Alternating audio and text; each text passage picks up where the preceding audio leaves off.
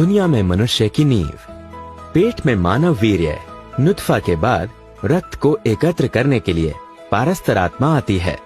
फिर वानस्पतिक आत्मा द्वारा शिशु पेट में बढ़ता है। 4 महीने के बाद पार्श्वात्मा शरीर में प्रवेश की जाती है, जिसके द्वारा शिशु पेट में गति करता है। इनको जीवात्मा अर्जी अरवाह कहते हैं। फिर जन्म के बाद मानवात्मा दूसरे प्राणी वर्गों के साथ आती है। इनको आकाशीय आत्मा समावी अरवाह कहते हैं। यदि शिशु जन्म से थोड़ी देर पहले ही पेट में मर जाए तो उसका क्रियाकर्म जनाजा नहीं होता कि वो पशु था। जन्म के थोड़ी देर बाद मर जाए तो उसका क्रियाकर्म अनिवार्य है कि वो मानव आत्मा के आगमन के कारण मनुष्य बन गया था। और नाभि आत्मा नफस ने भी नाभि स्थान पर अपने साथियों के साथ डेरा लगा लिया था। यदि उसमें पारस्तर आत्मा शक्तिशाली है तो वो पहाड़ों में रहना पसंद करता है। वानस्पतिक आत्मा के कारण मनुष्य फूलों और वृक्षों से लगाव रखता है।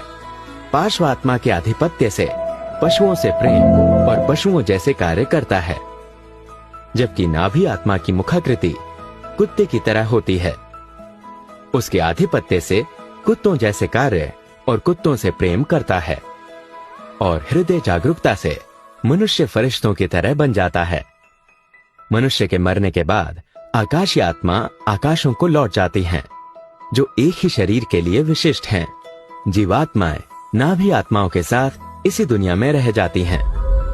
जीवात्माएं एक से दूसरे फिर तीसरे शरीर में स्थानांतरित होती रहती हैं, क्योंकि इनका मृत्यु उपरांत कर्म फल दिवस से कोई संबंध नहीं। परंतु पवित्र नाभि आत्मा कब्रों में रहकर लोगों को आध्यात्मिक लाभ पहुंचाते और स्वयं भी आराधना करते रहते हैं। जैसे कि ईश्वर मिलन रात्रि में मोहम्मद मूसा की कब्र से गुजरे तो देखा मूसा अपनी कब्र में आराधना कर रहे हैं। जब आकाशों पर पहुंचे तो देखा मूसा वहां भी उपस्थित है।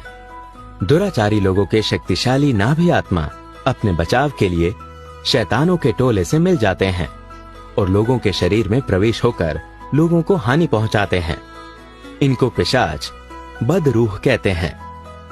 इंजील में है यीशु मसीह बदरूहें निकाला करते थे।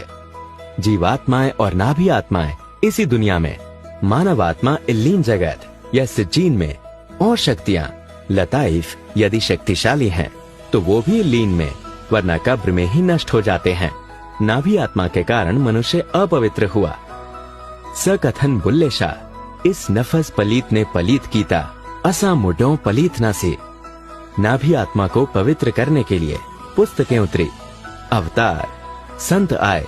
कहीं इसको नरक से डराया गया, कहीं स्वर्ग का लोभ दिया गया। कठिन तपस्या, आराधना और उपवासों द्वारा इसे सुधारने का प्रयत्न किया गया और स्वर्ग के अधिकारी भी हो गए, और बहुत से लोगों ने अंतरात्मिक ज्ञान द्वारा इसे पवित्र भी कर लिया।